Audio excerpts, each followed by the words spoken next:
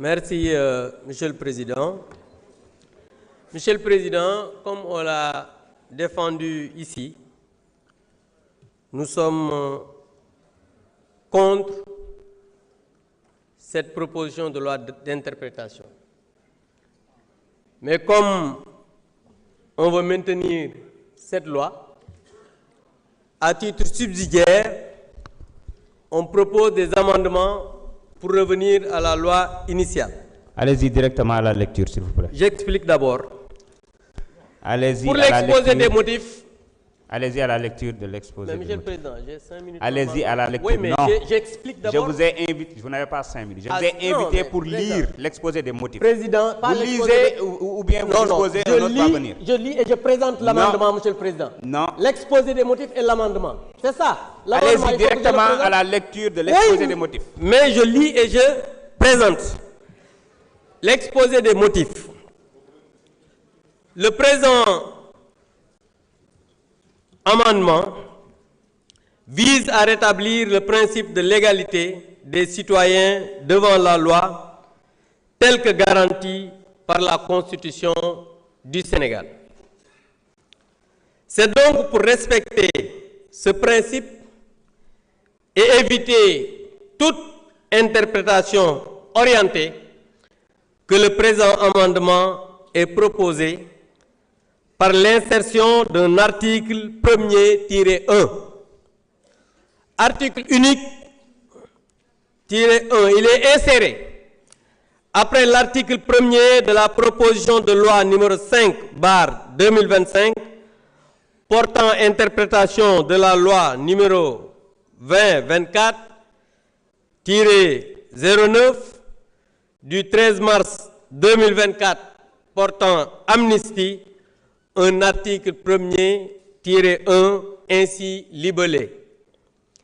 Article 1er-1 sont exclus de l'application de cette loi les faits liés à l'exercice par les forces de défense et de sécurité de leur mission de maintien de l'ordre et de préservation de la sécurité des personnes et des biens survenus entre le 1er février 2021 et le 25 février 2024, que leurs auteurs aient été jugés ou non susceptibles de qualification criminelle ou correctionnelle, se rapporte à une manifestation au sens de l'article 1er de la loi numéro 2024-09 du 13 mars 2024 portant amnistie. Ci wolof. Merci beaucoup. Moi, non, Président. Merci. Président, j'explique en wolof. Monsieur Djimo Souaré, vous avez la parole. J'ai ce droit d'expliquer en wolof. Monsieur Djimo Souaré, honorable. Mais Président, ne me pousse pas à demander aux gens là de venir vous évacuer. Mais yow sa bopp. Vous ramenez à votre siège. J'ai le droit. Soit je dis wolof, soit je dis français. Non. J'ai le droit d'expliquer en wolof. Vous avez préféré parler en français. Président. Monsieur Djimo Souaré, vous avez la parole. D'expliquer. C'est bon. Non. Allez vous asseoir. Ce jeu de yo-yo là ne passera pas. Allez vous asseoir. Monsieur Djimo Souaré, vous voulez prendre votre parole ou pas? Monsieur Djimo Souaré. Non, coupez le micro. Technique, coupez le micro. Monsieur Djimo Souaré, venez prendre votre parole.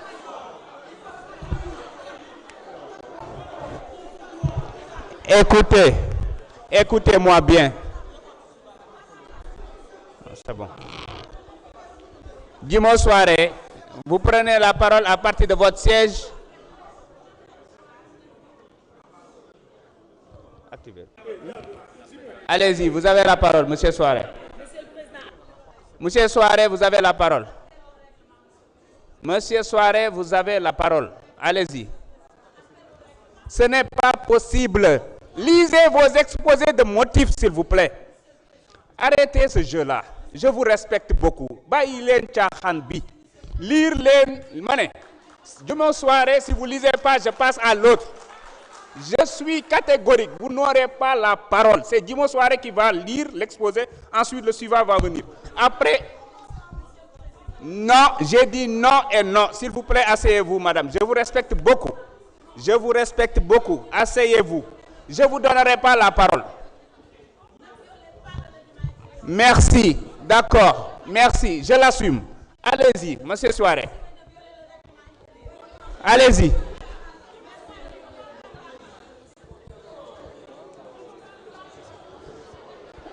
Madame Aïssata Tall Sall. Madame Aïssata Tall Sall. Madame Aïssata Tall Sall. Honorable. Honorable. Vous voulez bien prendre le règlement intérieur. Vous prenez l'article 80 alinéa 2. Vous procédez à la lecture. Vas-y, lisez. Que stipule l'article 2?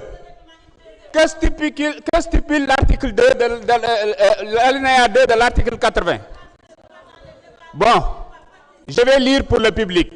Article 80, alinéa 2. Les amendements à un même alinéa ou à un même article peuvent faire l'objet d'une discussion commune. Parce que vous avez présenté des amendements sur un seul article. Donc ce sera une discussion commune, encore une fois. Sont appelés dans l'ordre ci-après s'ils viennent en concurrence. Voilà, c'est très clair. Donc, Monsieur Djimo Souaré, prenez la parole. Vous ne prenez pas la parole, je passe au prochain. Parce que vous dites tous la même chose. Il faut arrêter quand même. Monsieur Amadou Diallo, numéro 1, vous avez la parole. Bah, c'est tant mieux, ça va aller plus vite.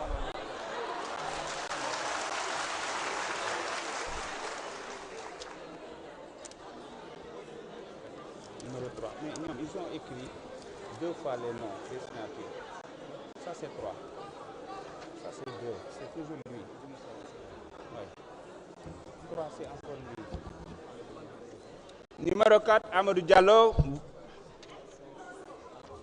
Numéro 5, encore Abdoumbaou. Vous prenez pas? C'est tant mieux.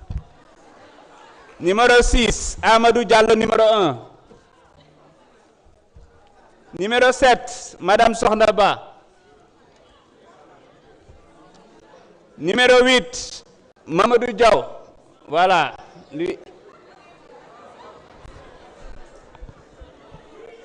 Non, c'est pour lire l'exposé ou pas? Vous allez lire l'exposé ou pas? Venez lire. D'accord, venez lire l'exposé. Je vous invite à venir lire votre exposé. Amendement numéro 9, Madame Fabinta Ndiaye. Amendement numéro 10, Monsieur Abdou Karim Sall. Amendement numéro 11, Madame Fabinta Ndiaye. Amendement numéro 12, Madame Aïssata Tall Sall. Amendement numéro 13, Madame Aïssata Tall Sall. Amendement numéro 14, Monsieur Abdoumbaou. Amendement numéro 15, Madame Thérèse Faye.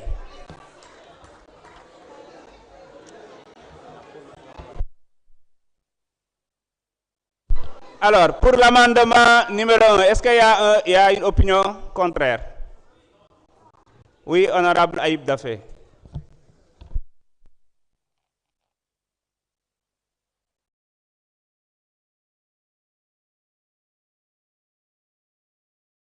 Voilà. Merci, Monsieur le Président. Bon, je pense que tout à l'heure, mon propos était de dire que cette proposition de loi interprétative, en fait, les contradicteurs à cette proposition de loi interprétative n'ont apporté aucun argument de fond. Ils se sont perdus dans des arguties juridiques, ils se sont perdus, en tout cas, dans des amalgames, ils se sont perdus dans vraiment du dilatoire, des manœuvres dilatoires pour nous faire perdre du temps, en réalité. C'est ça, parce que pour prolonger inutilement cette séance plénière, voilà leur stratégie qui se dévoile avec ces amendements qu'ils ont proposés. Parce que tout à l'heure, ils sont venus nous dire qu'ils sont contre cette proposition de loi interprétative. comment tu peux amender une proposition de loi interprétative et avant même que tu déposes les amendements, tu dis que je vais voter contre la proposition de loi interprétative. Ils sont même contre le principe de la loi interprétative. Madame, nous avons sax ci loi interprétative. Nous dañu néwon nañu bayyi amnistie bi. Ñu dem ba ci biir né amnistie bi suñ koy dindi amul abrogation partielle parce que dañuy jaawale interprétative ak abrogation partielle comme sen droit mokul xamuñu sax Amadou Ba lañu la déposer. Il a fallu que Amadou Ba dam di expliquer sonn bay bëgg dé dem ci ñu dem na saga nañ ko sax ño xamné comprendre ñu dara amuñu diplôme amuñu lijaasa xamuñu dara daf nañu ay 10 législatures duñu lire duñu xol kayit yi duñu xol rapport dañuy bind ay questions écrites di poser ay man amna kenn suñu benn collègue bo xamné néna daf na fi 5 législatures bé passé poser na question écrite ministre des finances tontu ko né ko lu ngay wax yépp dara du ci dëgg buñu distribuer question écrite dama ruus sax pourtant da ngay soko lire suy poser question écrite saa yu poser rek wax journaliste yi publier leen ko journaliste poser question mais bañ ko tontuwee partager wul réponse yi de nañu partager réponse bi ak journaliste ngeen xam ne question écrite ñu muy poser ay question tappale la donc nañu bàyyi tappale bi nañu bàyyi caaxaan bi munoo il faut être cohérent munoo nekk maanaam munoo nekk contre dara ba pare na da nga koy amender donc perte de temps boobu da ngeen war a respecter sénégalais yi munoo leen ñëw projet de proposition de loi bi ñu indi ko bureau ngeen ne da ngeen gedd seen poste bureau bi bu ñu leen ko joxee ñu leen proposer leen candidat ngeen bañ kenn représenté wu leen fa à part